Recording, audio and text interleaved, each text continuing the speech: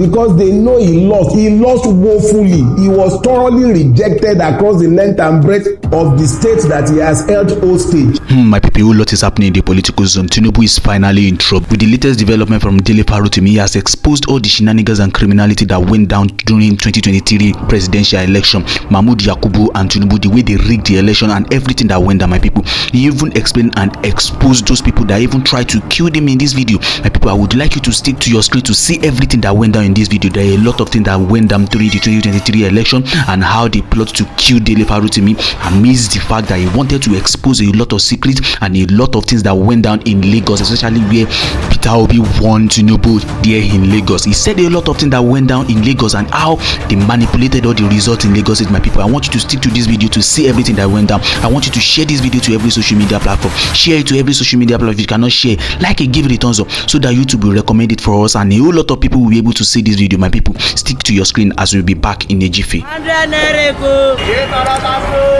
Welcome back to Lagos TV show. The whole of crime scene It's happening in the street again. the center of political news, celebrity gossip, religious gossip, and happenings in the society. Join us, the voice of Africa.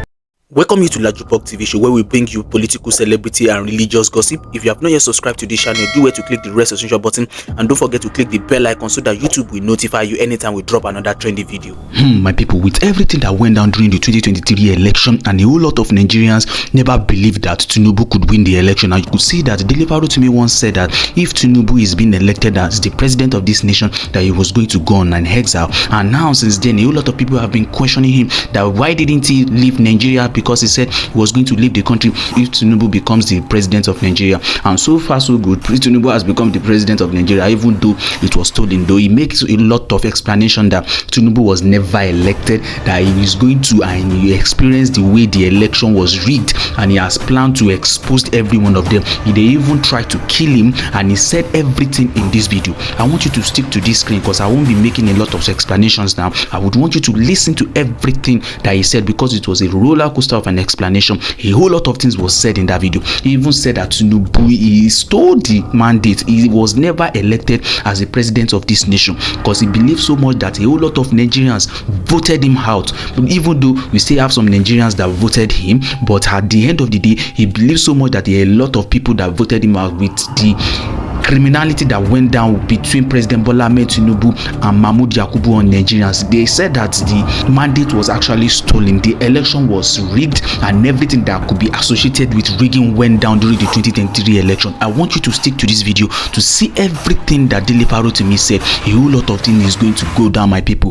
Tinubu will never expect that such thing will be exposed at the end of the day, my people. Tinubu has finally been exposed. I want you to stick to your screen and see everything that went down. We'll be back in a jiffy after the explanation, because he made a lot of explanation in this video and the exposure was to the extreme, because a whole lot of Nigerians will not believe what he said in this video. And I want you to watch the video from the beginning to the end, because he said a lot of things that you people need to hear, and a lot of Nigerians that are political apathy, and after watching this video they want to have an interest in politics, because if Nigerians should shut on politics, a whole lot of things will have to actually go down on Nigeria, and Nigeria will crumble in front of everybody if all the necessary things are not being done by Nigerians.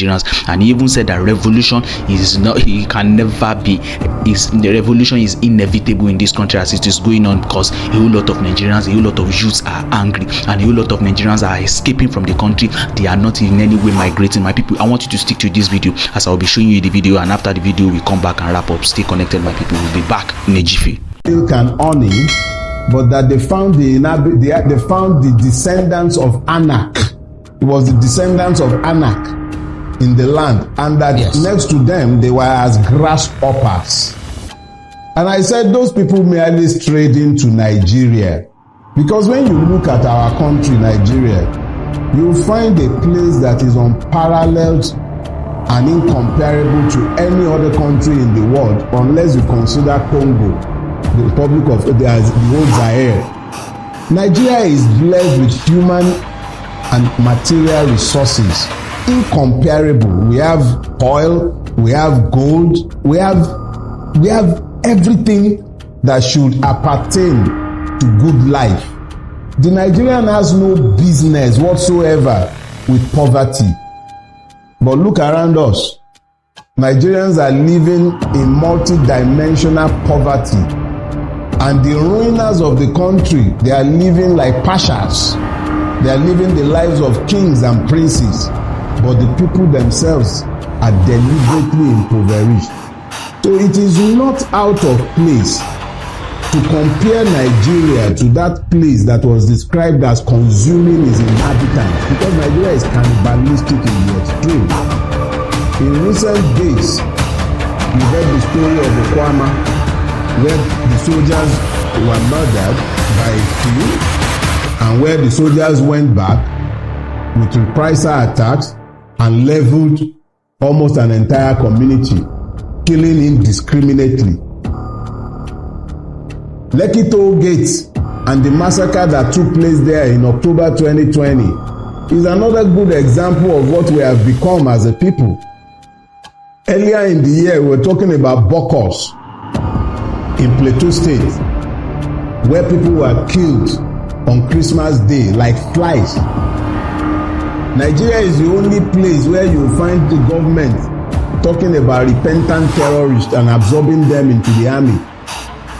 Nigeria is the only place that will be as rich as it is, and you see people desperately scooping hot food off boiling cauldrons, packing rice with sand. This is the country where the rulers were hiding palliatives meant for people during COVID. Everything about Nigeria is suggestive of the country that the spies entered, where it consumes, it devours. Those are the words. It devours. It's a land that devours its inhabitants. It is instructive that it is this same country that could not find 5 billion for the student loan scheme, that they are busy buying 160 million naira G. They are praying billions into private accounts. You have people who should be in jail, rotting in prison cells, presiding over the affairs of the country. And you think that it is not sourcing that will describe such a country as a place that devours its inhabitants. The Nigerian is busy crossing the Mediterranean Sea after surviving the Sahara and the slave markets of Libya. What are they fleeing from? Because that's not migration, that's fleeing. They are fleeing what has become a functional war zone. How did we get to this point? In my youth, you could go to England without collecting visa. They will stamp your visa at the gate. It's right there at immigration control that they will give you they'll stamp your visa to enter. This is the same country today where you require millions to buy ticket and you need to queue. You see our people queuing in the rain and in the sun to get visas to go out. Cephas, West African Cephas, the Togolese currency has more weight than our naira today. How did we get here? So it is, and if you remember this analogy that you are raising from this anecdote, this is an anecdote that goes back over 10 years. It wasn't this bad then, and it's going to get much worse. So it's unfortunate that we are where we are, but this is where we are, and there is nothing about where we are that is suggestive of any immediate turnaround anytime soon. I hate to be the bearer of bad news, but I am merely speaking to what I see. There is nothing about our country to encourage hope or offer any worthy aspiration. Let me explain something to you, TEJU. Because this question has come so many times that I'm thankful for the opportunity to perhaps explain it so that the idiots who have continued to assume that I have broken my word will be clear. I said if he won the presidency, I'll leave Nigeria on exile. So let me clear that up. For him to have won, the people would have had to have voted for him. We didn't vote for him. He stole the presidency. Yakubu and INEC sold him the presidency. The presidency is not an expression of the people's will. It is an expression of the debauchery of INEC and the height of our judicial corruption. he did not win the presidency. If I had left, I would have been sanitizing and deodorizing a skunk. If nothing else, I rise and fall by my word. And when I said that I would live on exile if this man won, it was so that people will know that I do not believe Nigerians to be depraved enough to be possessed of the idiocy to vote somebody like him into power. And they did not. Anybody who prefers to delude themselves can continue to delude themselves, but Tinubu knows, INEC knows, the judiciary knows, and so do a lot of Nigerians, that Tinubu did not win the presidency. He stole it. So I'm not leaving because he did not win. It's that simple. That I'm still here is in rebuke of him. It actually cost me a lot more to stay here. It's not just the multiple level of danger that I face on a daily basis by remaining in Nigeria. Because if they will be planning my murder 3 years ago when they were not in power, one of his goons in Lagos State was the one sat at the head of the plot to kill me. They are the ones in power now. Ordinarily, I should run now. But I'm here. I am here because he did not win. He knows it, and every man and his dog in Lagos State knows it. He was beaten resoundingly in Lagos on the 25th of February. He couldn't even make 15% in Lagos. Segun Agbaje, the INEC commissioner in Lagos State, cannot produce the form EC8A for Lagos State up till today. I was the person who was charged by the Obi Liberty to collect the election material from INEC. He could not, up until today, INEC in Lagos State cannot give us the form EC8A, which is the polling unit level result. Because they know he lost. He lost woefully. He was thoroughly rejected across the length and breadth of the state that he has held hostage. For 24 years as at that time, he lost. To how much more the other parts of Nigeria? Let them continue fooling themselves. He has snatched it, grabbed it, but he can't run with it. And that's why we are all in the mess that we are in today. So yeah, if he had won, if Nigerians had been foolish enough to have voted for him, I would have left. It wouldn't be because of him. It would be out of protest that I could be stuck with such evil people who would have found the grace to vote for somebody like him. But as I have said, they did not vote for him. They rejected him. He has forced himself on us. And we can't do much about that. But I'm not going to legitimize his stealing by leaving. He didn't win. See, TEJU, the apple tree will not grow in Lagos because it was never intended for the soils of Lagos. But plant coconut, it will thrive. I was born to live here, and so are you. But people go where they will survive, and that was what you did. But if you had come to me today to say to me, ẹ̀gbọ́n mò ń lọ o, I would probably not have said to you what I said at that time. Not because I would still believe that you were better off abroad. No, I still believe you are better off in Nigeria. But as you have heard me say, the first person who used that word escape was Shehu Anikulapo. He said, no, people are not migrating, they are escaping. The reality is that the Nigerian abroad is escaping, is not migrating. That you decided to leave at the time you did is a reflection of the wisdom you found in understanding the environment in which you have found yourself. It is not that anything is intricately wrong with seeking greener pastures in other climes. But I am telling you that in all of my travels, and I've been to a few countries around the world, I've been to a few countries, and I have never come across a single Nigerian who has told me that they are happy to be outside of Nigeria, but they have left because Nigeria has constrained them and rendered it very difficult for them to actualize themselves or to fulfill their potential. So it is the constraints of Nigeria that has led a lot of people to leave Nigeria So the wisdom of your decision is unquestionable. But I am not sure that a day passes without you looking back at Nigeria. I'm not sure you can ever be happy if you have to cut yourself off completely from the mad country that you left behind. But when you speak with me and I tell you, the wise ones have left, it is the truth. The objective reality is that there is nothing about Nigeria to suggest that those of us who have stayed behind are sane. You actually have to be insane to have a choice about leaving Nigeria and then elect not to go. You actually have to be functionally insane to remain in Nigeria. In fact, it is my thesis and argument that if you truly want to know the insane Nigerian, look to the ones who have a choice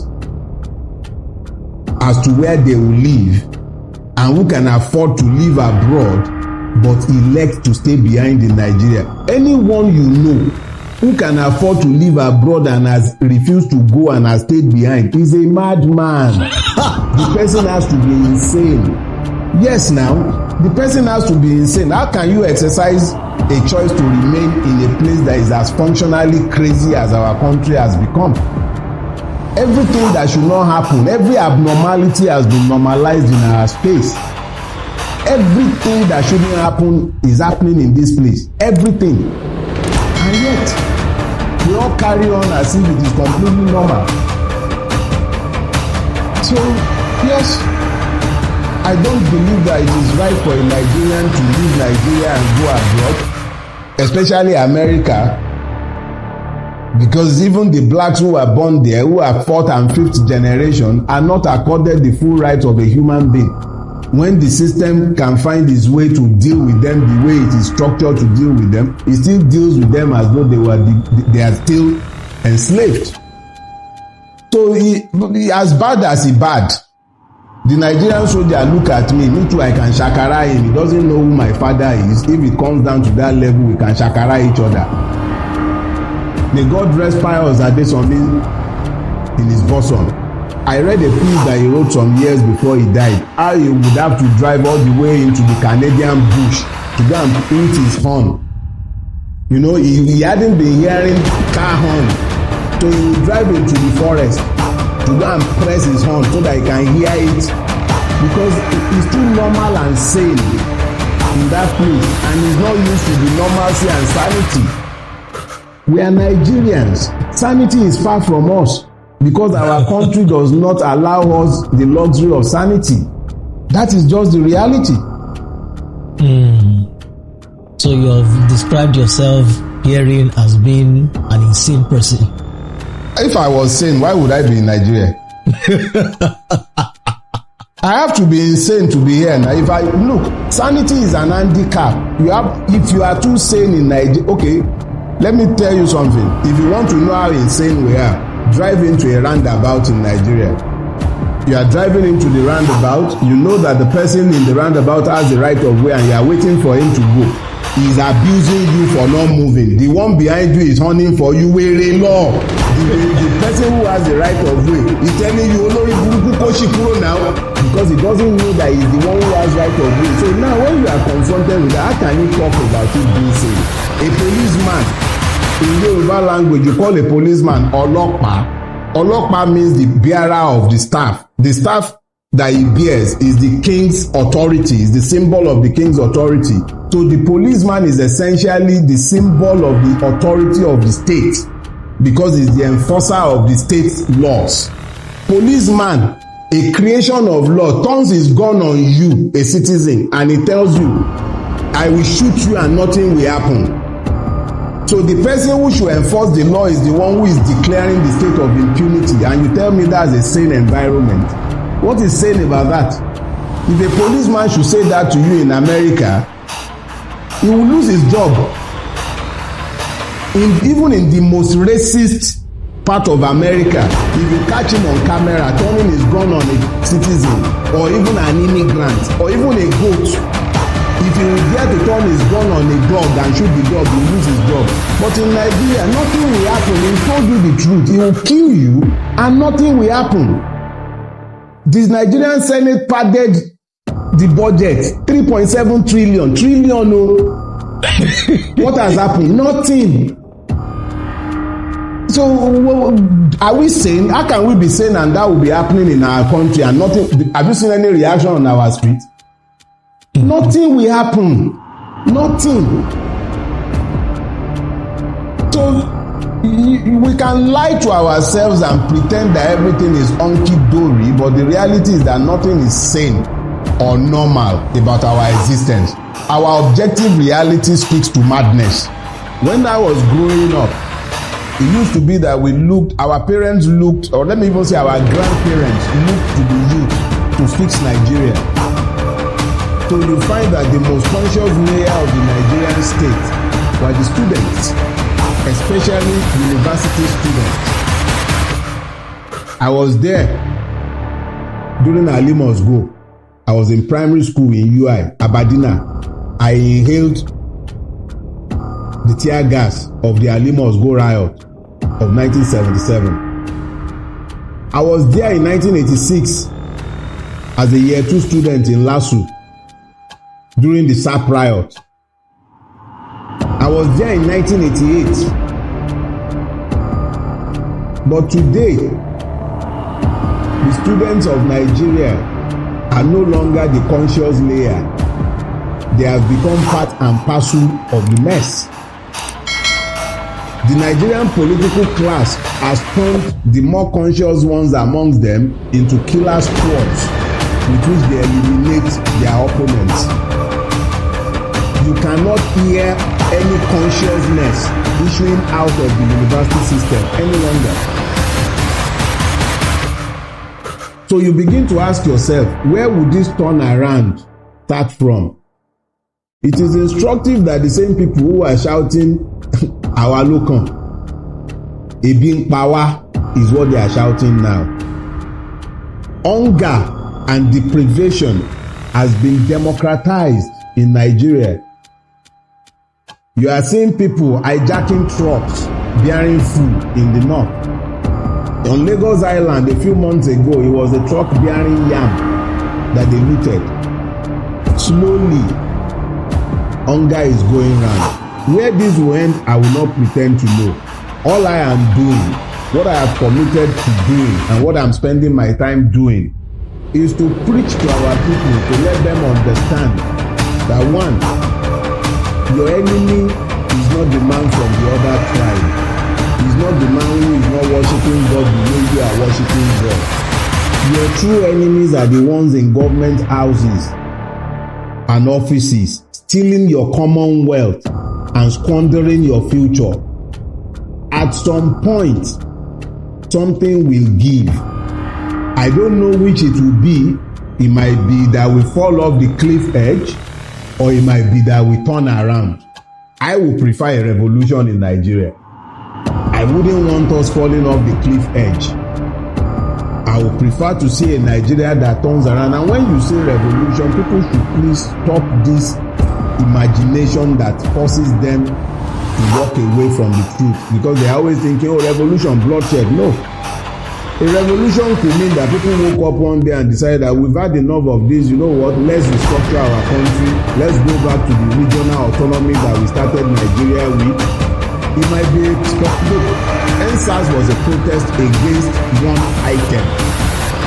It then snowballed. It was about police brutality.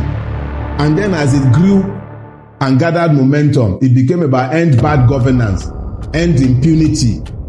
People began to tag on different things because they began to realize that the totality of police brutality itself is coming from that stream of impunity that feeds Nigeria.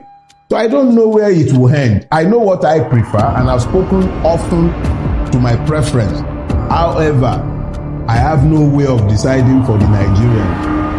It is up to Nigerians to decide exactly what direction they want to take their country. My preference would be a revolution, as peaceful as it can possibly be. We were very peaceful during NSAS. It didn't stop the state from murdering untold numbers. So we might be looking for a peaceful revolution and it might not end up peaceful. But that will not be because we started any violence. It will be because the state reacted to with violence. So my preference, I'm not shy about it. I've said it multiple times, would be to have a revolution in Nigeria, and I want it to be peaceful, because the only person who gains when it is violent is the state.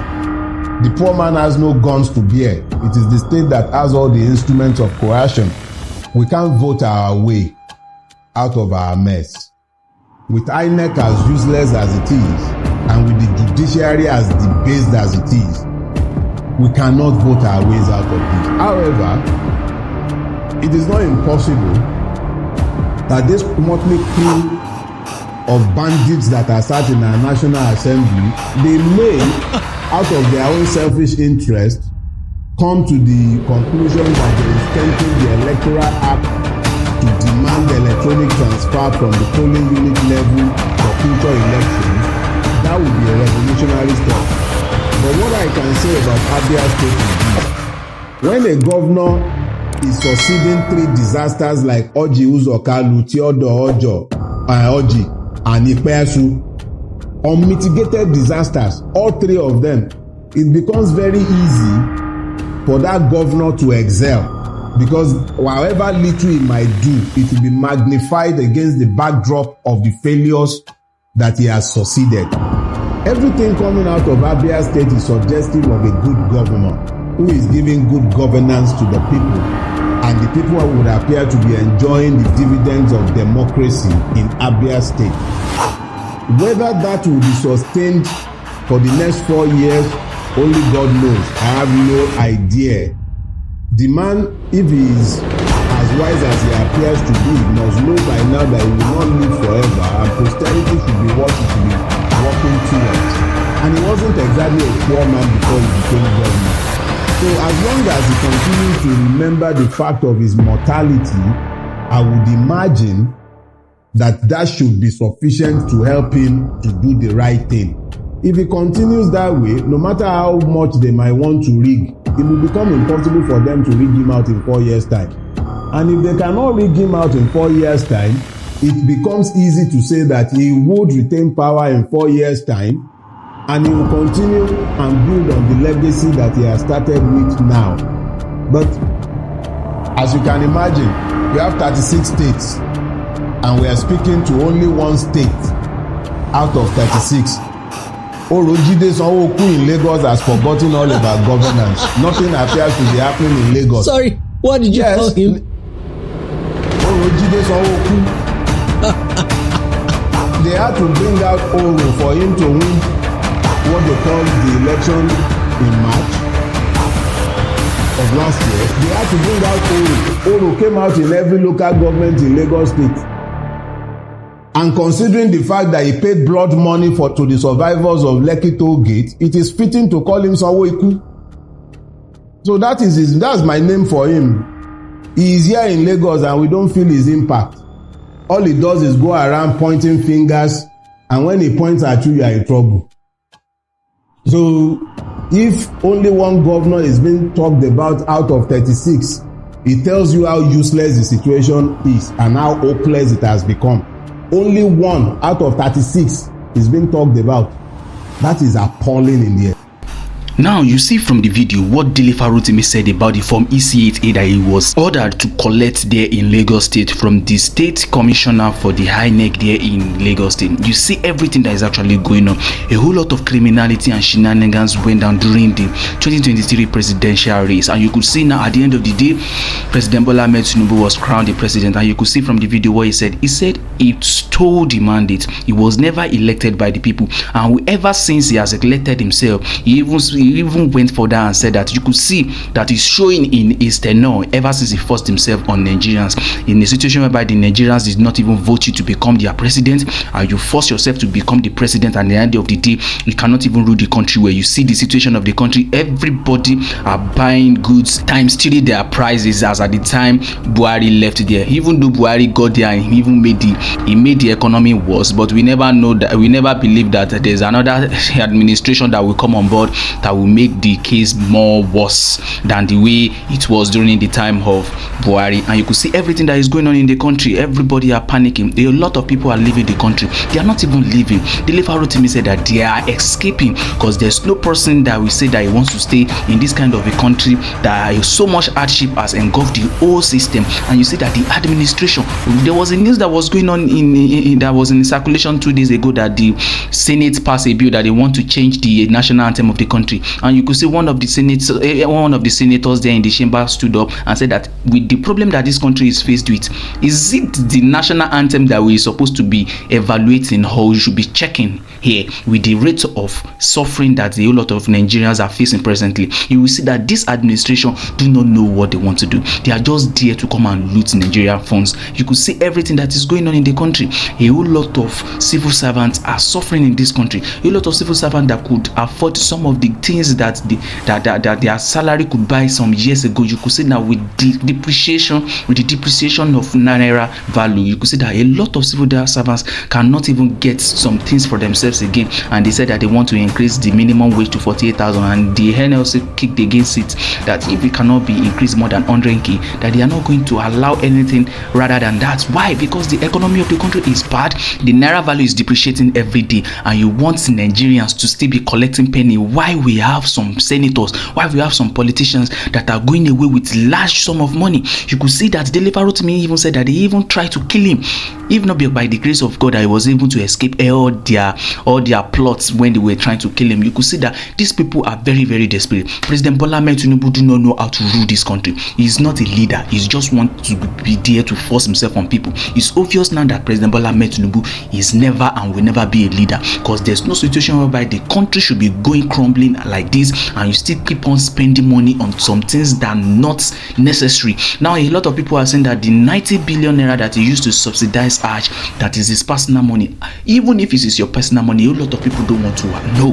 As far as you are the president of the country, they believe that every penny that is being spent by you to anything in this Nigeria is from the national fund, is from the national fund, is from the Nigerian fund. How can somebody that his country is degenerating when it comes to economy and when it comes to everything that has to do with the social amenities and all, is subsidizing Hajj with 90 billion? How on earth will that even add to the value of naira? How will that increase the productivity rate of the country? How will Nigeria be, you understand, how will they be accommodated to come up with some ideas to make the economy of the country to move better? But this man that calls himself the president of the nation went ahead to drop 90 billion naira for the subsidizing of Hajj. It has not even added anything to Nigerian fund. It has never added anything to Nigeria economy. And we see that a lot of people are complaining bitterly. A lot of people are saying that, okay, maybe it's our pastors that are doing this, or it's our pastors that are misleading the people. Let us set aside the pastors misleading the people. What about the person that forced himself on Nigerians? Is he even doing anything right? He's not even giving Nigerians the reasons for him to be voted for the second term.